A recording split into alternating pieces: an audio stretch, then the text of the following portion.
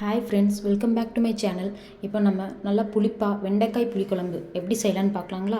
இதுக்கு தேவையான பொருள் வெண்டைக்காய் நான் 250 கிராம் எடுத்திருக்கேன். சின்ன வெங்காயம் ஒரு 50 கிராம், பச்சை மிளகாய் நான் ஒன்று எடுத்திருக்கேன். தக்காளி 1 எடுத்திருக்கேன்.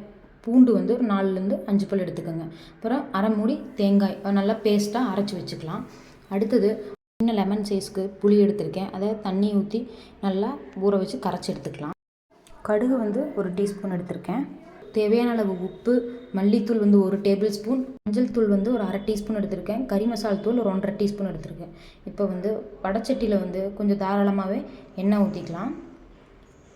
எண்ணெய் நல்லா சூடானதுக்கப்புறம் வெட்டி வச்சுருக்கிற வெண்டைக்காயை நம்ம சேர்த்திக்கலாம். சேர்த்தி நல்லா நம்ம வணக்கி எடுத்துக்கலாம். இப்போ வணங்கட்டும். கொஞ்சம் நல்லா அது சாஃப்ட் ஆயிரும், கலர் லைட்டாக சேஞ்ச் ஆயிரும். இந்த மாதிரி பொரிஞ்சதுக்கப்புறமா இது தனியாக நம்ம ஒரு பிளேட்டில் எடுத்து வச்சுக்கலாம். ஒரு பிளேட்டில் எடுத்து வச்சதுக்கப்புறமா அதே வடச்சட்டியில் வேணுன்னா இன்னும் கொஞ்சம் எண்ணெய் ஊற்றிக்கலாம்.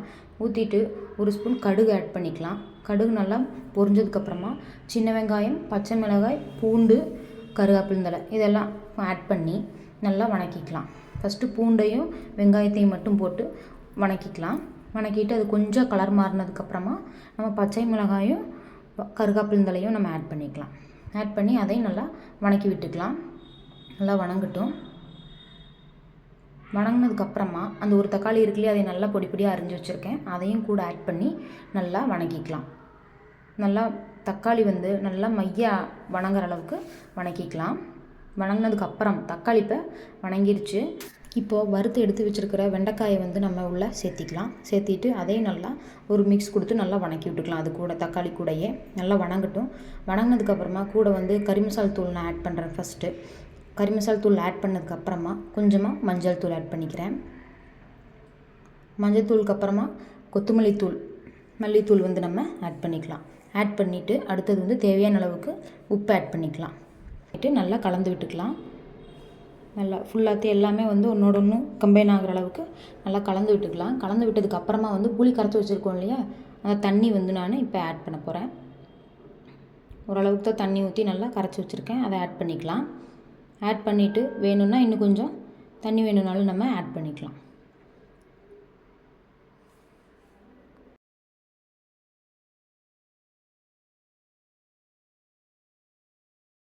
இப்போ தண்ணி ஆட் பண்ணிவிட்டு மூடி போட்டு மூடிடலாம். நல்லா கொதி வரட்டும். கொதி வந்ததுக்கப்புறமா ஓப்பன் பண்ணி பார்க்கலாம். இப்போ ஓப்பன் பண்ணிவிட்டு இது ஒரு நல்லா கலக்கிக்கோங்க. இப்போ அரைச்சி வச்சுருக்கிற தேங்காய் விழுது இருக்கு இல்லையா, அதை நம்ம ஆட் பண்ணுறோம்.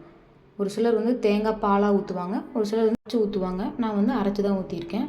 நல்லா அந்த மிக்சர் ஜாரில் இருக்கிற தண்ணி எல்லாமே ஃபுல்லாக ஊற்றிடுறேன். ஊற்றிட்டு நல்லா மிக்ஸ் பண்ணிக்கோங்க.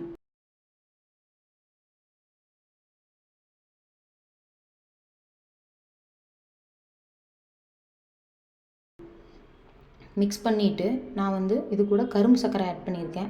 வெல்லம் கூட நீங்கள் ஆட் பண்ணிக்கலாம். எதுக்காக அது போடுறோன்னா, அந்த புளிப்புக்கும் அந்த இனிப்பு டேஸ்ட்டுக்கும் கொஞ்சம் நல்லாயிருக்கும். டேஸ்ட் சூப்பராக இருக்கும். கொஞ்சமாக சர்க்கரை போட்டு பார்த்தீங்கன்னா, வெறும் சர்க்கரை போடாமல் கரும்பு சர்க்கரை இல்லைன்னா வெல்லம் போட்டோம்னா ரொம்பவே நல்லாயிருக்கும். இந்த மாதிரி போட்டு பாருங்கள்.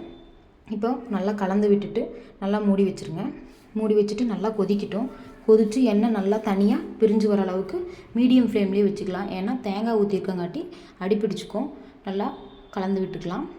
அடுத்து மல்லித்தலை போட்டுக்கலாம். மல்லித்தலை போட்டுட்டு நல்லா மிக்ஸ் பண்ணிவிட்டு மறுபடியும் மூடி வச்சுக்கலாம். மூடி வச்சோடனே நல்லா அது தண்ணியெல்லாம் சுண்டிடும். எண்ணெய் நல்லா தனியாக பிரிஞ்சு வர மாதிரி வரும். இந்த மாதிரி லைட்டாக எண்ணெய் பிரிஞ்சு வரும். அந்த டைமில் நம்ம அடுப்பை ஆஃப் பண்ணிக்கலாம். ஆஃப் பண்ணிட்டோம்னா அவ்வளோதான். இந்த மாதிரி செஞ்சு பார்த்துட்டு எப்படி இருக்குன்னு கமெண்ட்டில் சொல்லுங்கள். லைக் பண்ணி சப்ஸ்கிரைப் பண்ணுங்கள். தேங்க்யூ.